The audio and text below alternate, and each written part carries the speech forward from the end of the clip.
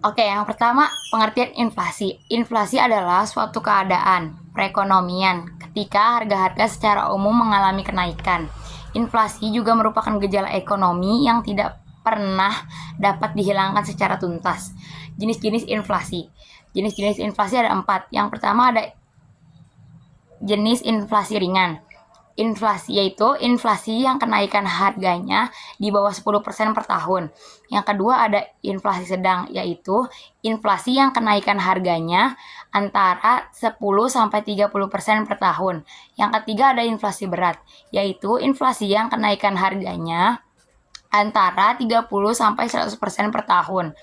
Yang terakhir ada hiperinflasi, yaitu inflasi yang kenaikan harganya di atas 100% per tahun. Selanjutnya ada jenis-jenis inflasi lainnya. Ada inflasi pas masa perang, inflasi masa damai, dan inflasi pasca perang. Selanjutnya ada penyebab inflasi. Penyebab inflasi yaitu permintaan yang meningkat, biaya produksi yang meningkat, dan korupsi. Lalu dampak dari inflasi adalah daya beli menurun, nilai uang menurun, dan pertumbuhan ekonomi terhambat. Ekonomi makro dan ekonomi mikro. Yang pertama ada ekonomi makro. Ekonomi makro adalah cabang ilmu ekonomi yang mempelajari tentang perekonomian secara keseluruhan, termasuk kinerja, perilaku, dan proses pengambilan keputusan. Tujuan dari ekonomi makro adalah untuk mengetahui bagaimana individu membuat keputusan ekonomi. Selanjutnya ada ekonomi mikro. Ekonomi mikro adalah ilmu yang mempelajari tentang kegiatan ekonomi dari produsen dan konsumen dalam penentuan kualitas, kuantitas, dan harga barang atau jasa di pasar. Tujuannya adalah untuk memahami bagaimana kebijakan pemerintah bisa mempengaruhi perekonomian negara. Selanjutnya ada perbedaan ekonomi makro dan ekonomi mikro.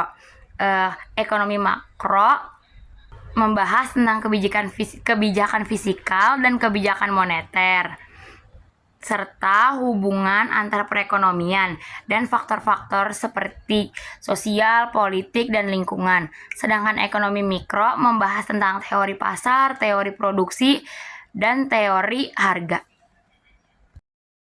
Ada kebijakan moneter. Apa sih kebijakan moneter? Kebijakan moneter adalah keputusan yang diambil oleh pemerintah dalam rangka menunjang aktivitas ekonomi melalui hal-hal yang berkaitan dengan jumlah peredaran uang di masyarakat. Jenis-jenisnya, jenis kebijakan moneter itu ada 2. Ada kebijakan ekspansif dan kontraktif. Yang ekspansif adalah kebijakan yang dilakukan untuk mendorong pemulihan saat resesi melalui pertambahan jumlah uang beredar. Selanjutnya ada kontraktif. Kontraktif itu kebijakan yang dilakukan untuk menjaga perekonomian agar tidak mengalami pemanasan melalui pengurangan jumlah uang beredar. Selanjutnya ada tujuan. Tujuan dari kebijakan moneter ini yaitu ada pertumbuhan ekonomi, pengangguran, dan stabilitas harga. Lalu ada instrumen kebijakan moneter. Instrumen kebijakan moneter itu ada 3 yang saya ketahui. Yang pertama mengelola suku bunga, yang kedua mengelola nilai tukar, yang ketiga mengelola cadangan devisa. Selanjutnya ada manfaat. Manfaatnya yang pertama ada meningkatkan neraca pembayaran, menurunkan laju inflasi, dan membuka lapangan pekerjaan baru. Selanjutnya ada dampak dari kebijakan moneter. Dampak dari kebijakan moneter yaitu pengaruh terhadap inflasi dan stabilitas harga, pengaruh terhadap investasi dan konsumsi. Yang selanjutnya ada fungsi dari kebijakan moneter. Fungsinya itu ada stabilitas ekonomi, stabilitas harga, dan membuka kesempatan kerja. Selanjutnya ada kebijakan fiskal. Apa sih kebijakan fiskal? Kebijakan fiskal adalah penyesuaian di bidang pengeluaran dan penerimaan untuk memperbaiki keadaan ekonomi. Selanjutnya ada jenis-jenis kebijakan fiskal. Yang pertama ada jenis kebijakan ekspansif, yaitu menggunakan pengeluaran pemerintah yang lebih tinggi dan pajak yang lebih rendah untuk memperbaiki pertumbuhan PBD real. Selanjutnya jenis kebijakan kontraktif, yaitu menggunakan pengeluaran pemerintah yang lebih rendah dan pajak yang lebih tinggi untuk memperbaiki pertumbuhan PBD real.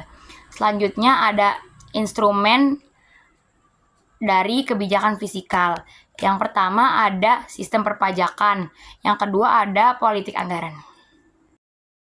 Selanjutnya ada APBN dan APBD. Yang pertama ada APBN. Apa sih APBN? APBN adalah rencana keuangan pemerintahan Indonesia yang dibuat setiap tahun untuk membiayai kegiatan pemerintahan dan pembangunan. Tujuannya ada 3. Yang pertama, untuk mengatur pengeluaran dan pendapatan negara, untuk mengontrol kegiatan pemerintah, dan yang ketiga, untuk meningkatkan produksi dan kesempatan kerja.